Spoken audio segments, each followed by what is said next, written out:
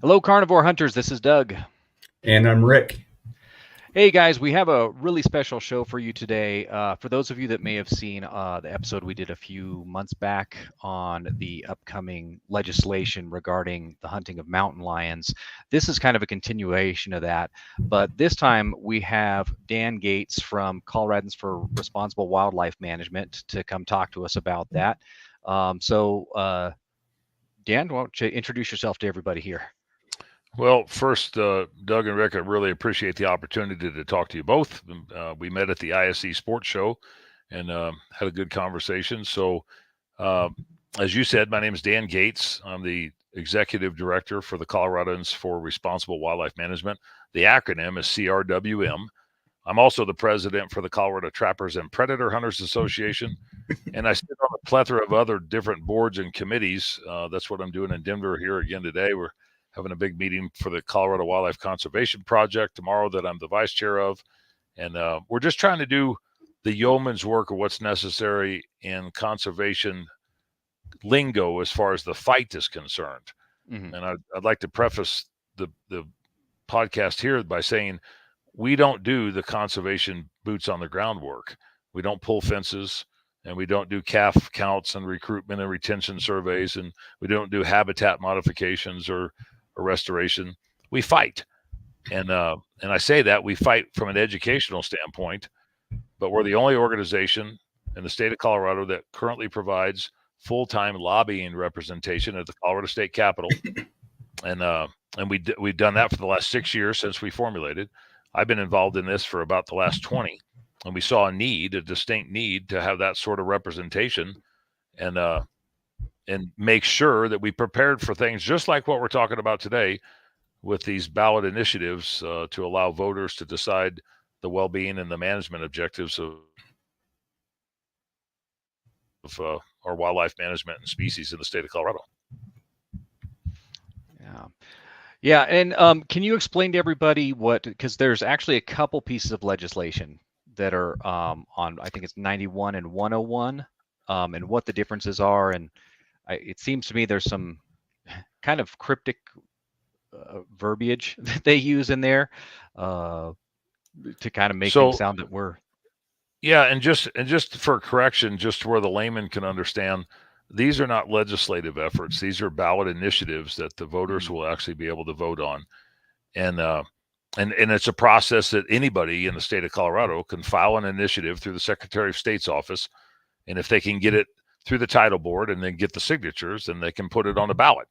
And there's different segments of that ballot process. One is an initiative, a citizens-based initiative. The other one could be a constitutional amendment that the landscape and the rules of engagement change dramatically in that. But both of those would allow the general voter to vote on those sorts of measures, depending on what somebody wanted to throw at the wall. But to your point, these two that we're dealing with right now, one is Initiative 91, the other one is Initiative 101. Now, they both mirror each other in the sense that their attempt is to try to ban the harvest of mountain lions, bobcats, and lynx. And I want to make sure that people understand that lynx are not harvestable anywhere in the lower 48 states anyway. But one of the statements that was made during the title board process by the attorneys for the proponents said that, well, we know they're not harvestable now, but if they ever recover and they're delisted, we never want them to be harvestable.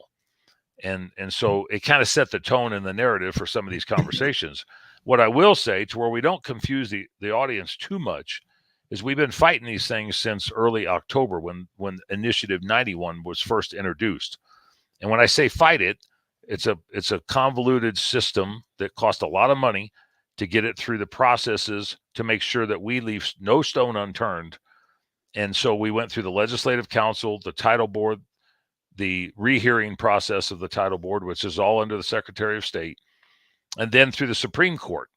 And while we got language changed in the first initiative, number 91, to our benefit, it was only just recently affirmed and certified by the Supreme Court through our challenges. And now that we're through the process of Initiative 101 that is currently in the Supreme Court now, the proponents decided to go back to Initiative 91, and they've indicated that they're actually going to start gathering signatures on that measure now even though 101 has not cleared the Supreme Court. So there's been a lot of consternation and conversation and confusion back and forth amongst not only our community, but I think the proponents community as a whole, that these individuals were they were title shopping. They were going to see what would stick on the wall, and that's what they decided to go with. And we challenged at every single level, and now we're waiting for a decision from the Supreme Court on 101, which might be a moot point, but we're going to still leave no stone unturned. And the proponents have decided to go the route of Initiative 91. And what I will tell you is, and I brought a little bit of language here to where we could actually read it verbatim to where people understood not just what I was trying to express, but the actual language itself. And I think one thing that people need to understand is that this is a long, drawn-out, convoluted process just to even get to the ballot. And so when somebody sees something on their ballot, when they get ready for in November 5th, they can see that maybe a year or a year and a half's worth of work has taken place to get to those measures. And I think one of the biggest things that we have to deal with on our end is making sure that we don't leave any opportunity for the opponents to do something contrary to what they've already done. Mm-hmm. And to do that, it costs money. I mean, you're paying attorneys and you're paying strategists and you're paying marketing teams to help you weed through and navigate that landscape appropriately on behalf of the sportsmen and women of the state of Colorado. Mm-hmm. The proponents have until March 22nd to actually do whatever they want to throw another initiative at the wall to see if that would stick. We don't think that that's likely. And the reason being that we're so interested in some of the aspects of what they've done so far is once a title is affirmed, then those proponents get 180 days from that specific date to gather those signatures, which then would have to be affirmed and certified by the Secretary of State before they could actually be put on the fall ballot. All of that has to happen before the deadline is August 5th, which is 90 days before the November election of November 5th.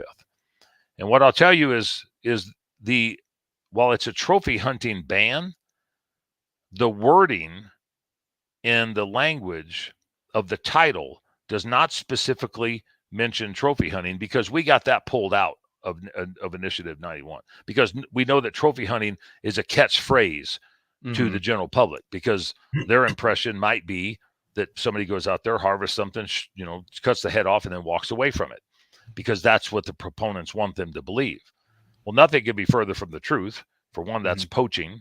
For two, that's illegal. For three, there's felony convictions that could go along with that. There's wanton waste laws that are in statute.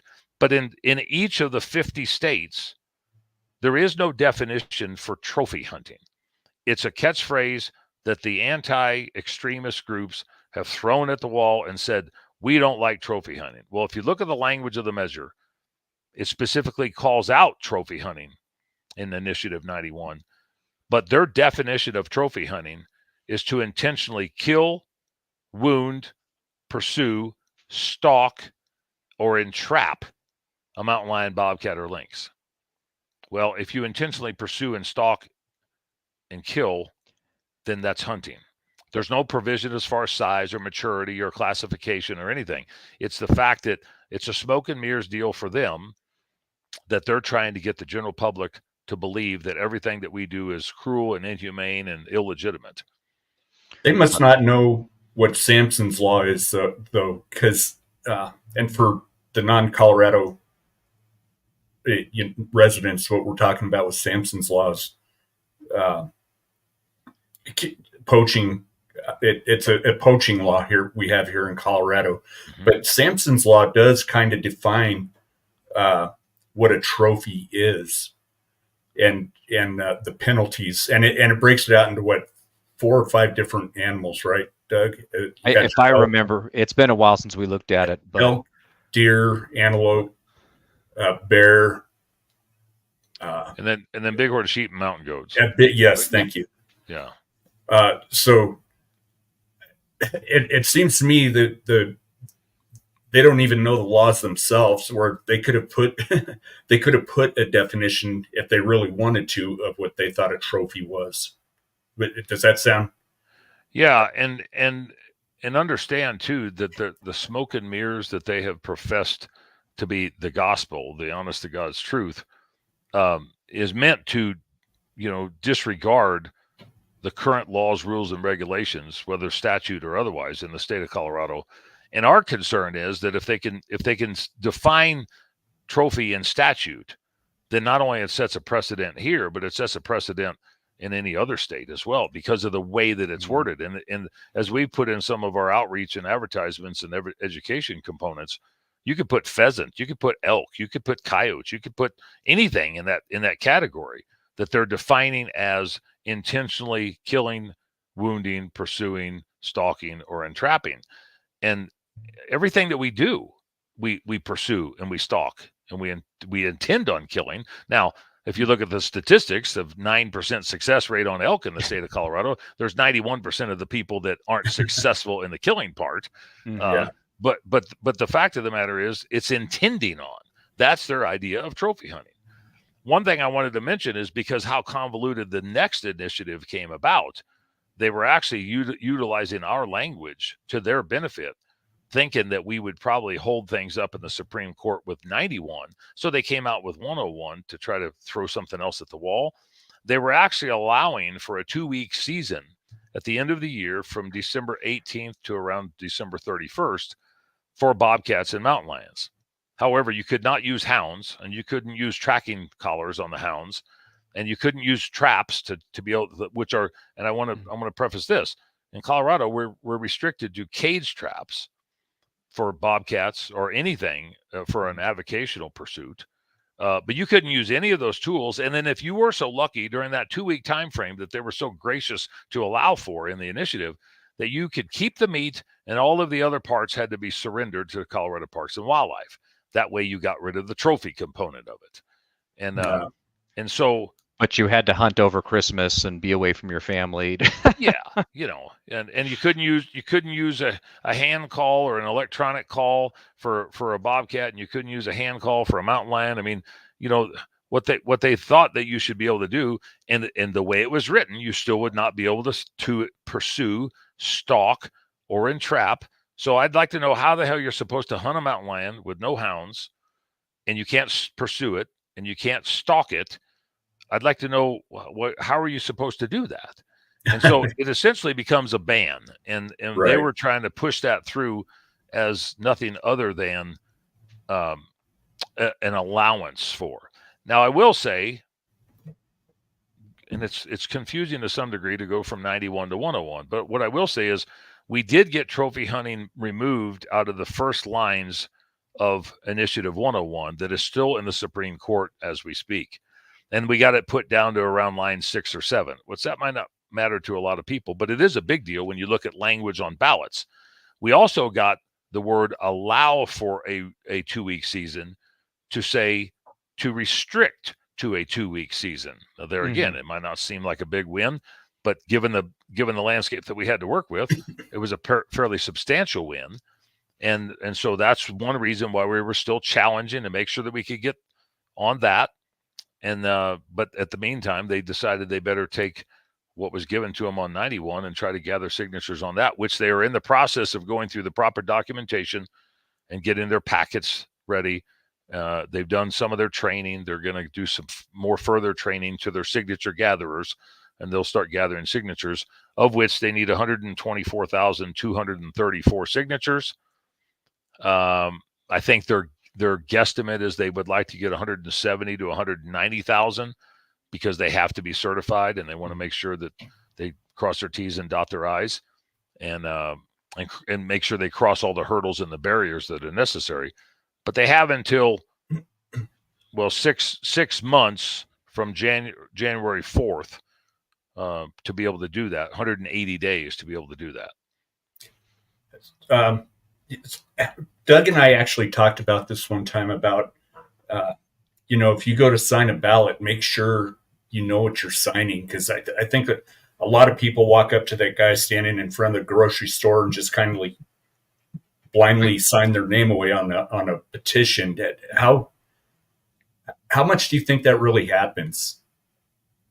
Oh, I think I think there's a lot of times when you see, at least from my personal experience and what I've been told through the last 4.5 months from the attorneys and from our strategy side, that it's worth paying close attention to the signature gathering process, whether you try to block it in some fashion legally. And I'm not advocating for anybody to go out there and harass a signature gatherer, and they shouldn't turn around and interact with him in any way, shape, or form. That is a violation of campaign components that we should not engage in individually or collectively. But people do not normally fill things out 100% correctly, and that's why they're trying to get 170 or 180 or 190,000 signatures, because they know that somebody's probably not going to cross their T or dot their I. They might put the wrong information about their residence. They might put it on a wrong line. They might put the wrong voter information. They might not be registered voters and say that they are, just to get the hell away from the signature gatherer.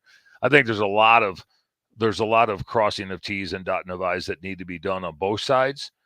And there's some provisions that are available and allowed by us if those signatures are insured. But we won't get into the heat of this battle probably until July to August, and that's when the campaign will really start. But there's a lot of woulda, shoulda, couldas, and if I could, between now and then on both sides of the aisle, I think, trying to figure out how we're going to stop this and then how they're going to cross the finish line with it. Right. And I want to be clear to anybody who may be watching this. We're not just saying this because we want to hunt mountain lion, because we just want to go out and kill mountain lion, and we think it should be open to everybody. We do think it should be regulated, and in fact, it already is.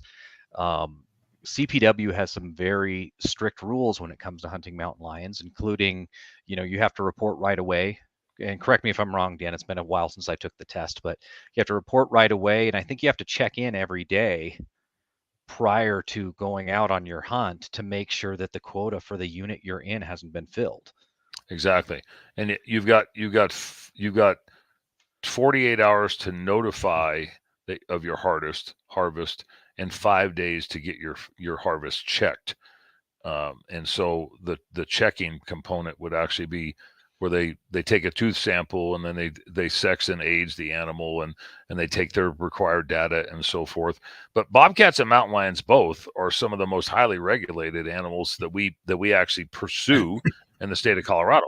And one being because bobcats are similar looking to other spotted cats in the world, so they fall under a federal oversight, not a restriction or prohibition, but a federal oversight called the Convention of International Trade of Endangered Species. Now, bobcats are not endangered by any way, shape, or form, but they look like similar cats, and there has to be a tag affixed to those bobcats upon harvest to where they can determine that those animals were harvested legally.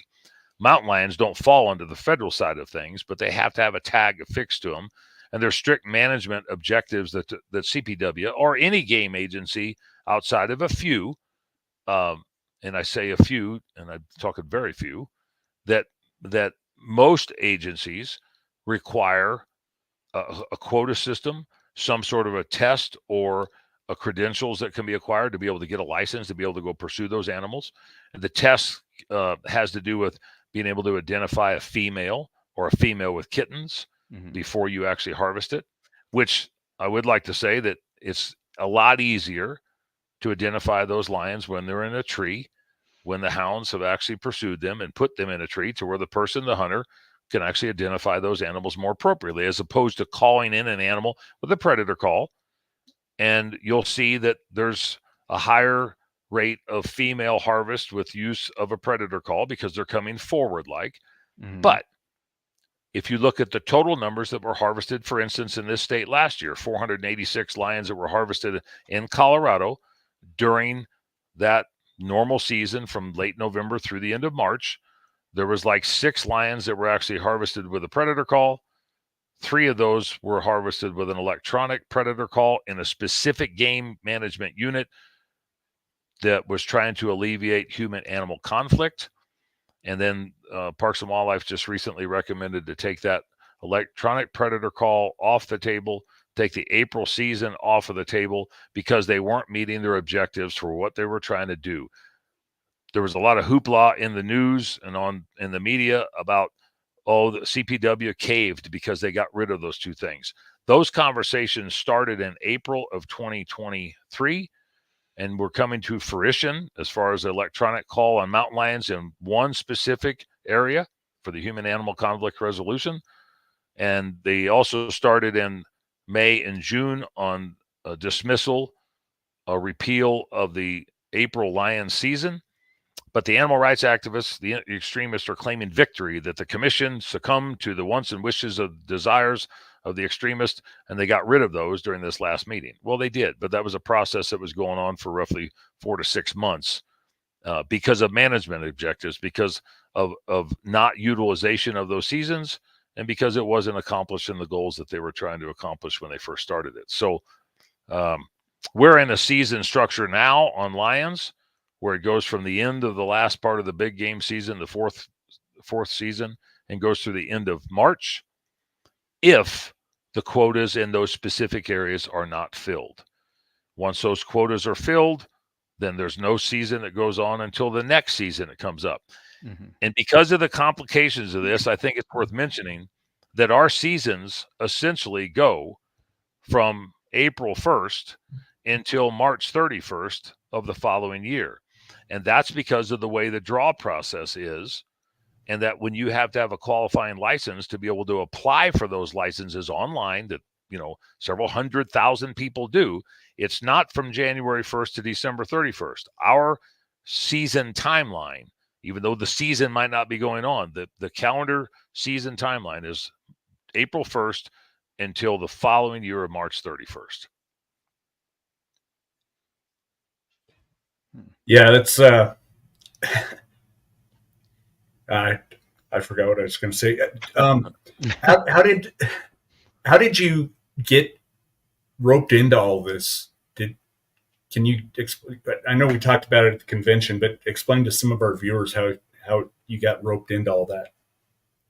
I think I was a dumb bastard standing on the corner waiting for the train, and I thought he said brains, and I stepped out in front of the train. Now, I've been playing on this landscape pretty integrally and intimately since 2007. Became the president for the Colorado Trappers and Predator Hunters Association going on 12 years ago. Had an interest in wildlife management, especially once the merge happened for Colorado Parks and Wildlife. It used to be the Division of Wildlife and Colorado Parks, and Governor Hickenlooper decided to merge the two of those for a variety of different reasons, although a lot of those reasons that have been pushed through the public media have been false. CPW was not created so the DOW could bail parks out. The monies are separate. The monies are statutorily separate and federal regulatory separate, and they can't be commingled. Anything that you get Pittman, Robertson, Dingell, Johnson funds from the federal side cannot go to the park side of anything. It has to go to the wildlife side. Anything that happens with game cash can't go to the park side. It has to stay in. So there's two separate checking accounts. And so I wanted to make sure that when I got involved, I was part of that initial process. And so I sat in on a ton of different outreach and stakeholder groups. And then it morphed into a bunch of other different things. And then most recently, I think back in 2014, I was appointed under Governor Hickenlooper to sit on the Habitat Stamp Committee. And then I was reappointed under Governor Polis in 2018, neither of which I will say that I voted for. I did not vote for either one of them. But I want to make sure that people understand that even a dull penny like myself can shine up every once in a while to actually do the yeoman's work and what's necessary. And you just stand around long enough and figure out where you need to go and what you need to do and become educated on the process. But part of my background comes from, for 37 years, I have owned and operated a wildlife, human-animal conflict resolution business. I mean, we do wildlife control work and we do pest control work. And so I have an intimate knowledge of predator-prey relations, and I have an intimate knowledge of the social dynamics that people play into conflict resolution issues. We do a variety of things on the landscape, from Department of Defense to public infrastructure and utility power plants, And we do residential and commercial and agriculture properties with a bunch of other stuff as well.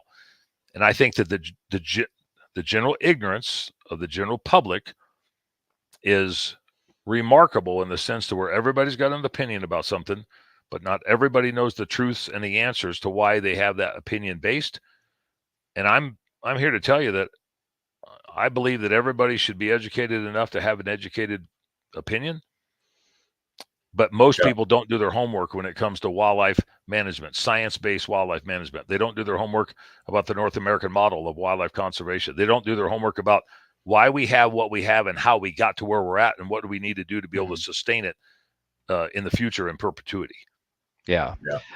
Well, and it comes down to marketing by some of these organizations that are pushing these policies. Similar with the wolves here in Colorado. We had a bunch of people who voted, and I love wolves, one of my favorite animal, but I personally feel like reintroducing wolves into the wild in Colorado was a mistake. They were kind of eradicated for a reason, and let's face it, they can be monsters. You know, they're one of the few animals that kills for its own pleasure, and I don't think people realize that sometimes.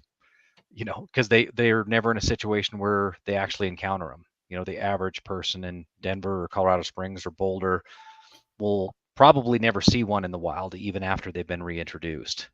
And I think we're finding that same situation here with the lions, where, you know, they're calling it trophy hunting specifically because trophy hunting, the concept of it sounds abhorrent, but trophy hunting is not what we have in Colorado. We don't have trophy hunting, and what I despise is so many people telling me what I do for the reasons that they assume. And you know, the old adage is of you know what assume is, it makes an ass out of you and me. Yep. And some of these people display that very well and appropriately.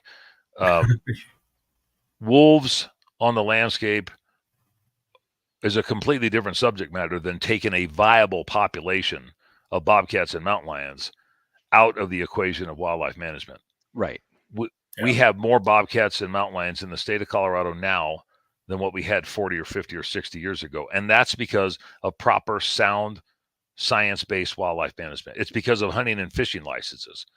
It's damn sure not because we have so much more habitat now than what we had 40 or 50 years ago. We've lost a lot of that because of the urban sprawl. We've lost a lot of that because of, you know, mass development. But talking about the wolves, Doug, I sat on the stakeholder advisory group for the formulation of the management plan for wolves. And I did not vote for wolves, but I was asked to sit on that as a representative of the sportsman and women community. And I'm not a wolf lover, but I'm not a wolf hater. Wolves were starting to come in on a natural cycle of attrition to some degree on their own. I didn't have a problem with that as long as they were appropriately managed and they weren't pedestalized. I don't honestly really have a problem with introduction if the managing agency decided we needed to have this and we needed to be able to manage them appropriately, whether it's from a harvestable component or it's just a suitable offtake to make sure that they don't expand so exponentially that they're detrimental to livestock or ungulate populations or other natural resources. What I do have a problem with is a ballot-driven initiative to introduce or reintroduce, whatever the term might be, an endangered species when the game agency, Colorado Parks and Wildlife, was not allowed to provide adequate knowledge and input to the general public, the voter, about what would be the repercussions or ramifications, or if there would be any benefit to that introduction. And so whether it was done legislatively, or if it was done through a citizen's petition, or if it was done from a ballot initiative, if the governing agency doesn't have the authority, the unequivocal authority to use their experts to determine how those animals should live on the landscape, considering the fact of, and I mention this all the time, 960 other species of wildlife in the state, 78 which are game species. If they can't make those decisions from the managing agency, what the hell does the flower shop gal down on Spear Boulevard have to do with turn around and making an introduction by checking a box that I want to hear a wolf howl?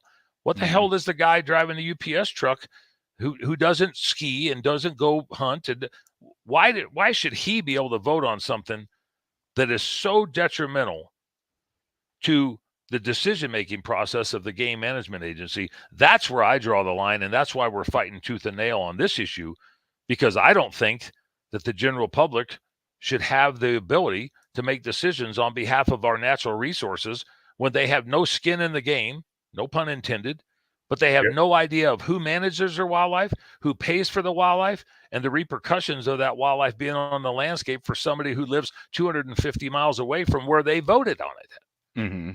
Yeah, that's a great point. Do you think these initiatives are? Do you think they're slowly trying to remove hunting altogether, all species, or is this? I mean, I'm curious why this even came up as an initiative. Not only do I think that, Rick, I believe that from some of their statements in the past about, first we need to take the low-hanging fruit, and trapping of bobcats and fur-bearing species and the harvest of mountain lions is a low-hanging fruit. Mm-hmm. Take the low-hanging fruit, then we chop the branches off, then we cut the tree down, and then we go into the forest. That's their idea of success. Now, if anybody discredits that, then you tell me how more mountain lions and more bears and more wolves on the landscape is not going to be detrimental in some period of time, in some geographical area, on the ungulate population. And if you have less ungulates, then you need less hunters. And if you have less hunters, you have less dollars. And if you have less dollars, now you go to the general fund where taxpayers fund that. Mm-hmm. The taxpayer proven model has been proven so insufficient. Look at California for an example. Yep. They take mountain lion harvest out of there. Now taxpayers are substantially paying for, and harvesting more lions than what they did before by the use of government employees, federal or state hired government employees that the sportsmen and women were the ones who were paying to do that for. Now, the average tax person, the taxpayer goes, well, I don't see that anywhere. It's not like it's a line item on your income tax, mm-hmm. but it is costing you hundreds of thousands, if not millions of dollars to do the exact same thing. The animals are dying. The animals are going to continue to die. Yeah. It's just that their methodology is take the hunter off the landscape. Now we don't have to worry about somebody having fun with it. They're not going out there and having a great time doing it. Look at the mountain lion harvest in the state of Colorado. Last year, it was the success rate was like 19%. That means 4 out of 5 guys are paying the way for mountain lion management, so one guy can harvest a mountain lion. Mm-hmm. There was roughly 2,500 licenses sold, 486 harvested. I think the total statewide quota, was 650 last year, or really close to that. So they didn't even meet their quota. We're not even killing and harvesting what the animal activist extremists have agreed to. Right. And so to answer your question, I don't think it's an intended consequence. I know it's an intended consequence. Take the low-hanging fruit, chop the branch down, chop the tree down, and then go into the forest. And then I think that their goal is when they look back and see that there's no forest left, they're going to be completely satisfied. Now, it's not going to be in my lifetime. It might not be in your guys' lifetime. But when it happens, other people are going to look around and go, what happened to the wildlife that we used to have? When my grandpa was here, didn't we have a lot of deer and a lot of elk and bighorn sheep and mountain goats and moose? That's what I think is going to be. It's going to be a generation or two, and it's a 50 to 100-year plan, and I think they're well on their way if people don't stand up and try to stop it. Right.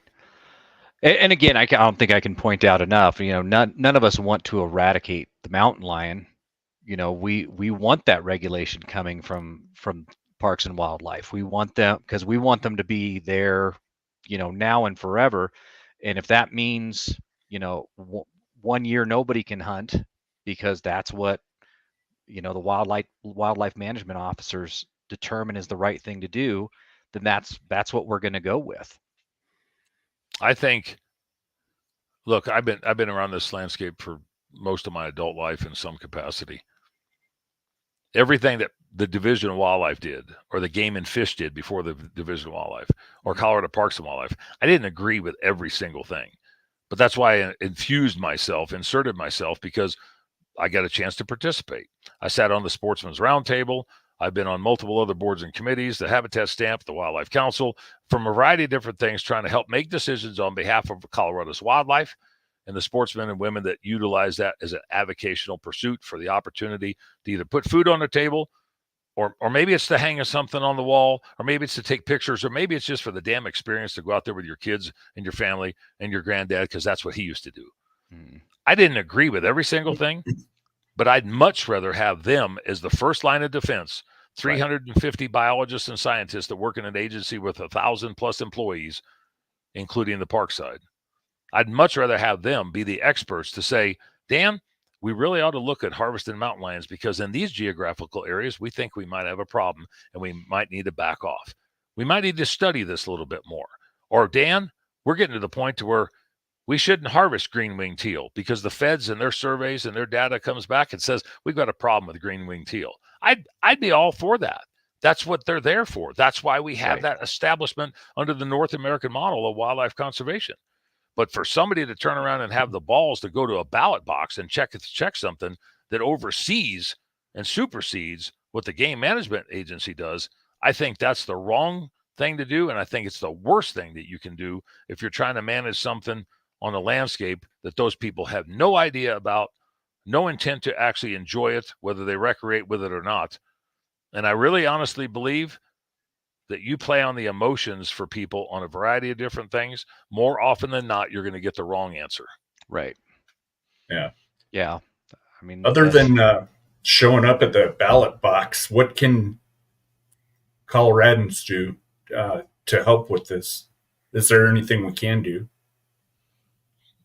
Well, this is a three-prong approach, because we still have issues to deal with at the Colorado Parks and Wildlife Commission.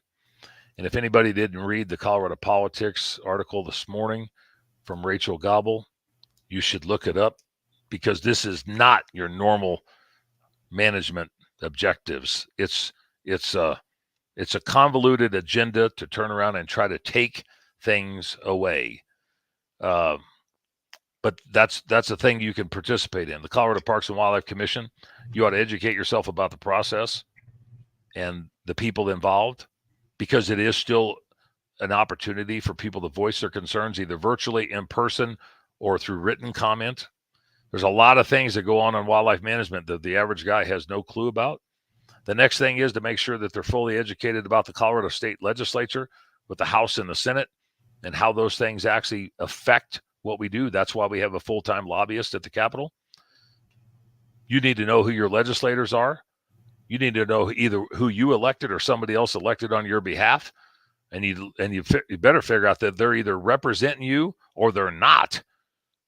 And it's an opportunity for people to engage in that process. And then when you get into the ballot side of things, like what we're dealing with, this is the most expensive part of the entire process. And fundraising on our end has been going on for the last 120 days. And I can tell you that we've raised a substantial amount of money, but we haven't raised enough to compete with organizations that are trying to take us, the low-hanging fruit, and the entire trees and the forest off of the map. And so, you know, to give a plug to our organization, that's SaveTheHuntColorado.com is the website. We are the number one organization in the state of Colorado that is trying to fight these measures through the initial stages and through the entire stage. We need some volunteers for a variety of different things. We're not out gathering signatures, and we're not asking anybody to go to a signature gathering spot and harass anybody. But we do need people to be able to talk to their congregation and to their peers and their coworkers and their families and their neighbors, especially if they're sportsmen and women, especially if they're hunters and anglers, to educate them about the science-based wildlife management, to educate them about the need for scientists in capacities that we have. We already have a proven method, a proven mechanism. Our enemies are trying to weaponize that, and trying to discredit it, and trying to refute the science that is going on, because they have their science. Well, I often joke, if they've got their science and it's so damn good, why don't they have their own damn game agency? Right. You know, they've got organizations, but they don't have what we have. They're jealous of what we have, and they want to discredit it. But they don't have any solutions or replacements. It's just stop it all. Doesn't matter how, doesn't matter when, doesn't matter what method of take, what season, what species, just stop it all. But they don't have a replacement. Right. So the average person that's in the middle on something like this, they're not a hunter personally. They may not even know any hunters, but they hear things like trophy hunting and, you know, again, have an emotional reaction to that. How do we win those people over? Those people that are kind of in the middle, because that's probably the majority, right? That we have to get through to. Yeah, I think being able to show the benefits of what hunting and fishing provide to those people. The reason we have wildlife is because of hunting and fishing. The reason we have healthy wildlife populations is because hunting and fishing, whether they engage in it or not. We don't need them to turn around and go buy a license. Right. Some people might even say we've got too damn many hunters in the field already with all the other recreationists just because of population densities. But to educate that middle of the road, I don't think that people are stupid. I say this often. I think they're ignorant about the process, the procedures, and the policies.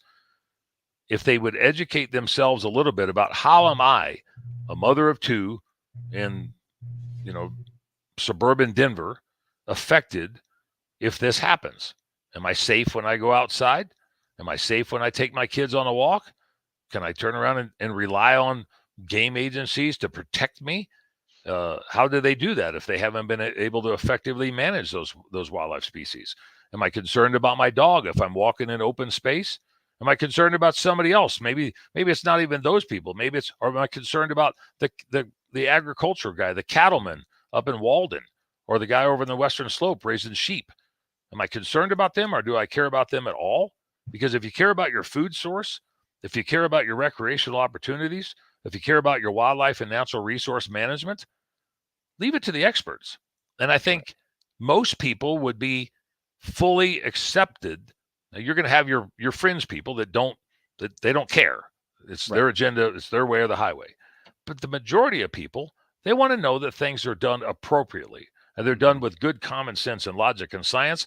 And what really makes the point too is when you got a bunch of people out like us, the hook and bullet crowd, that is paying to do that. They're paying for that expertise and that science-based management.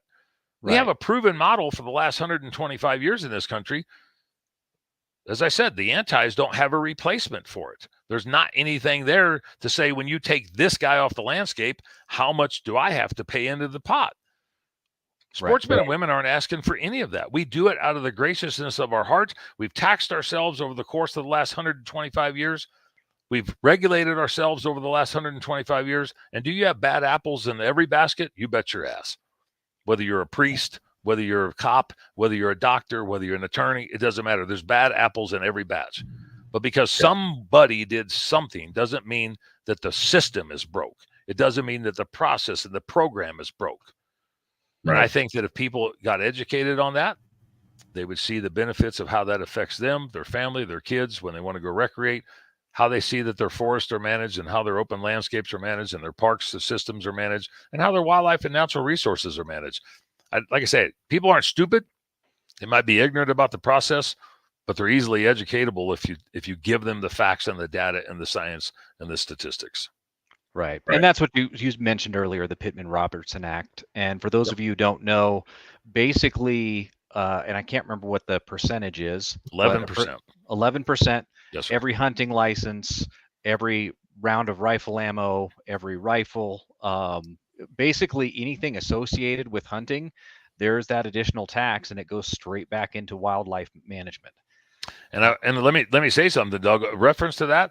There's over 60 some odd % of all dollars that are generated for conservation efforts that are actually paid for now by target shooters and ammunition shooters, because there's so many people that do that do not hunt, but they still pay into the system. So even those guys are paying into the system graciously because they see the benefits of what it is. Now, is it mandated? Yes. Is it imposed? Yes. But the benefit that they get out of it, and the benefit that the entire industry gets out of it, and the management of all of our conservation and wildlife nationwide gets out of it, it's a proven model that that would love to be emulated by every other country or continent in the world, that they've not figured out a way to do so, either under the North American model or the tax-based system that we've imposed on ourselves. Yeah. Well, do you got anything else you'd like to share? Well, we could talk for about 14 days, but I don't want to bore the hell out of you. The couple things I'd like to mention is you mentioned it, Rick, I think, or maybe it was Doug. I apologize, but one of you said you were going to go to the Sportsman's Roundtable meeting on the 31st in Colorado Springs. Yes. Yeah, it's Doug. Yep. So there's opportunities for public engagement if you're so inclined. There's a northeast, a southeast, a northwest, and a southwest Sportsman's Roundtable caucus that is held a couple times a year, that those local residents can go, and it's a virtual setting too. I don't have the sign-on information for that right here, but it's easily found through Colorado Parks and Wildlife's website, and maybe you guys could send that out or display it. There's another opportunity for people to engage. April 18th this year at the Colorado State Capitol is Sportsman's Day at the Capitol. It'd be great to be able to turn around and get as many people there. Last year we had around 450 people. We feed all the legislators a wild game feed on the east lawn of the Capitol. We have resolutions on the House and Senate floor, and it's a recognition of the contributions of what sportsmen and women do for the state of Colorado, for all of the people who live in the state of Colorado, for all of the wildlife in the state of Colorado. So that's April 18th. You don't need to RSVP. Just show up that day. There'll be information on our website with SaveTheHuntColorado.com, and there'll be other information spread out between now and then as well. And if they're so inclined and they don't have anything better to do, the third Thursday of every month, we have a virtual Sportsman's Legislative Caucus that I help run with the Sportsman's Caucus at the Colorado State Capitol. We normally get 100 to 140 attendees, but it is an update over the lunch hour. It's noon to 1 o'clock. They can go and email through the SaveTheHuntColorado.com website if they're so inclined and want to get on the mailing list, that we can send the invitation out. It's like I say, it's just a virtual deal. All you got to do is just show up and eat your lunch. But it is an update from all the caucus co-chairs at the Capitol. Typically, the director from Colorado Parks and Wildlife will have an update from the Colorado Department of Agriculture, maybe some other industry experts or organization leaders like the Colorado Outfitters Association. We'll have a Parks and Wildlife Commissioner spotlight, and it keeps people informed about the landscape of what politics and wildlife is happening in the state of Colorado. When we get into politics, people don't want to talk about their fun stuff. The hunting and fishing and the scouting and the outdoor recreation is the fun stuff. They don't want to mix it in with politics. Politics is the most boring part of everything that you could possibly do.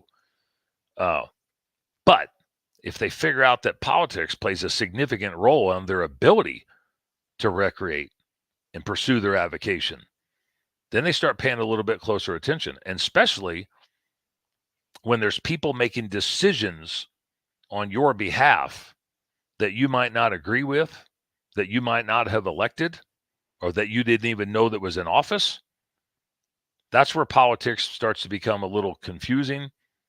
But if the general sportsmen and women don't start paying attention, even if we win, which we are going to win in November, but even if we win in November, it's not going to stop. We're just kicking them to the curb temporarily. Right. The outreach that we received from 47 states nationwide, and I can't tell you how many individuals and organizations, if we win here, which all of us are convinced that we will because of the way the landscape and the table is set, they're not going to stop. There has to be other people that are willing to engage on a local level, from the roundtable side of things, or their county commissioners, or maybe that's their elected officials, or on the Capitol level or the commission level.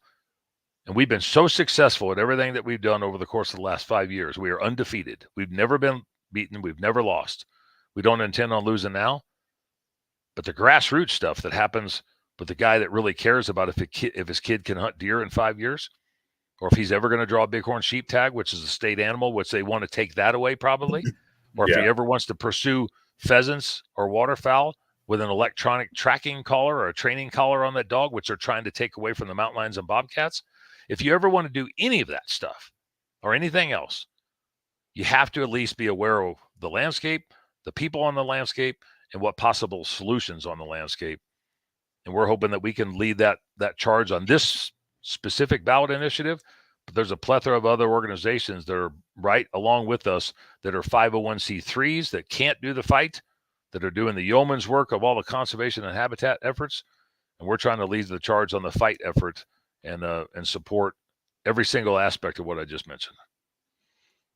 Yeah, excellent. And I want to point out, everybody, with this, for those of you that may not be in Colorado, I mean, if legislation can get, or if proposals can get pushed through here, maybe your state would be next. So even if you're not in Colorado, definitely pay attention to this kind of stuff, and definitely, just keep your eyes open and really think about what you're signing, because as we mentioned earlier, they put some of these things to a vote where you may not have all the information, and not that you're stupid, but you might be ignorant on that particular in that particular area. So you want to educate yourself before you make any decisions that affect everybody, including your children. Let me throw a couple other things out, if you don't mind. I mean, there's 26 states that have the ballot initiative process that we have here, to where anybody can turn around and go to their Secretary of State and they can come up with some cockamamie BS line of stuff, but they don't want anybody to drink Coors beer, or you can't turn around and run a chainsaw after 7 o'clock. Or, I mean, you could get a ballot initiative to do anything in Colorado, literally, as long as you can get the language right and get the signatures. It's just a matter of whether people would vote on it or not. Some of the things that we have to deal with here, other states don't have the ability to deal with. Our Colorado State Capitol building is open to the public. That's an open Capitol. You can go in there. You can't bring a gun. You can't bring a knife. You go through security, and you can go talk to your specific legislator, if you know who that is and you know what district that you live in, which there again, that's part of the education process. But you could go talk to the sergeant of arms and give him your card and say, my name is Dan Gates, and I live in District 5, and I want to talk to my senator. When they might be on the floor, the sergeant will go in there, give them the card, turn around and say, one of your constituents is out here, would like to speak to you. If that's not feasible because they've got committee meetings or whatever, they might turn around and refer you to their office, and you can set up an appointment. Not every Capitol has that much leniency. We need to be able to take advantage of that from the sportsman side of stuff. 97% of all people in the state of Colorado engage in some form of outdoor recreation. That might be walking through the park. It might be bird watching. It might be hiking, camping, skiing, cross-country, snowmobiling. It might be hunting and fishing, mountain biking. 97%. It's such a driving force of the state economy that if we don't take care of our sector, the hunting and angling, hook and bullet crowd, if we don't take care of our side, somebody else is going to for us, because there's a hell of a lot more people out there that do a lot more stuff on the landscape than what we do for 6 or 8 weeks out of the season. Everybody else is doing it for the other 48 or 50 weeks out of the season. And I think that it's imperative, it's warranted for us to pay attention to what we really care about. We've lost some things in the past up until 2020, and 2020 was an anomaly because I think we should have won that, but we just probably didn't play the game accordingly. But statistics about voter turnout, the 2022 election in Colorado, there was 133,000 registered Republicans that did not vote. There was a lot more Democrats, but there was 133,000 registered Republicans that did not vote. We can be a driving force in the conservation community. We just have to turn around and say what's important to us. And if it's important enough to turn around and gripe about, isn't it important enough to turn around and fight about? So, yeah, they want to gripe about it, but they don't want to, when things don't go their way, but they don't show up to the ballot box. Yes, sir. Yeah, for sure.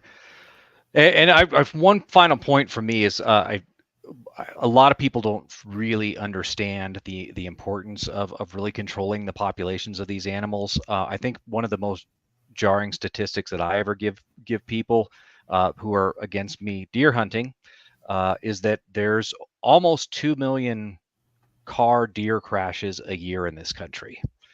If you got all the hunters to stop tomorrow, that would go up exponentially. And the same thing with the mountain lions. I mean, they are beautiful creatures, but their population does need to be controlled. Otherwise, you get situations like in California where every once in a while one comes down and eats somebody's chihuahua, right? So, I'd like you guys to keep that in mind. And there's never been a regulated, managed species in North America that has ever been extirpated. Mm-hmm. It's always been the stuff that has never had regulation, whether it was overharvest or whether it was depredation or whether it was disease or whether it was just habitat loss or whatever. But regulated harvest of wildlife has never caused an extirpation of any game species in North America. Right. That's Excellent. Why it's save the hunt. Save the hunt. Save the hunt. Yeah, I mean, you save the hunt, you save the wildlife, guys.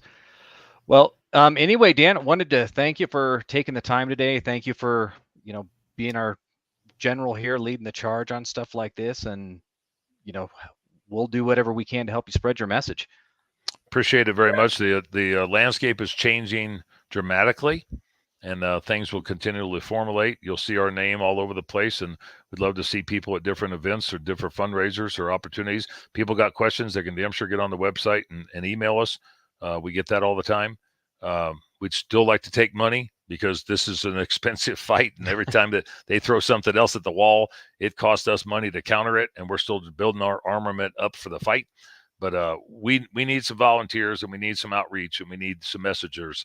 And I think Colorado sportsmen and women, and I think Colorado general public is going to step up this go around and say what happened in 2020 was not the right thing, but it's something we have to live with. But we're not going to turn around and let this be the wrong thing. Yeah, I definitely would like to figure out where my round. Doug obviously knows where his round table is, but I'd like to figure out where mine is and just maybe show up to one or two and see where I can help. So I definitely am going to look into that. So, but yeah, we appreciate you coming on, man. And if there's ever anything you want to update us and the viewers on, just let us know, man. We'd be happy to get you back on here and try to help spread that word. Yeah, please reach out and we'll make time for you. Appreciate that very much. And just the backdrop that I got here, that Outdoorsman Day sign that you see, that'll be the event that we have. It'll probably be the last fundraiser opportunity that we have. It'll be in Florence, Colorado at the Pathfinder Park, August 9th and 10th. And it is a 2-day event with a big fundraiser banquet on the second night. But Colorado Parks and Wildlife is a major sponsor of that, as well as a ton of other different organizations and entities.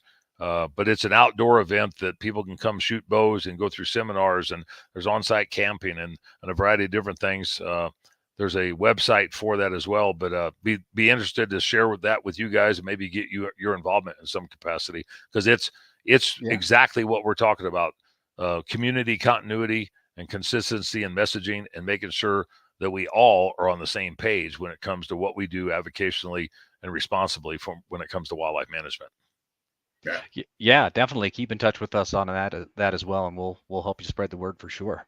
Thanks a bunch, guys. Appreciate your time. All right. Thanks for tuning in, everybody. We'll talk to you soon. Yep. Have a good night.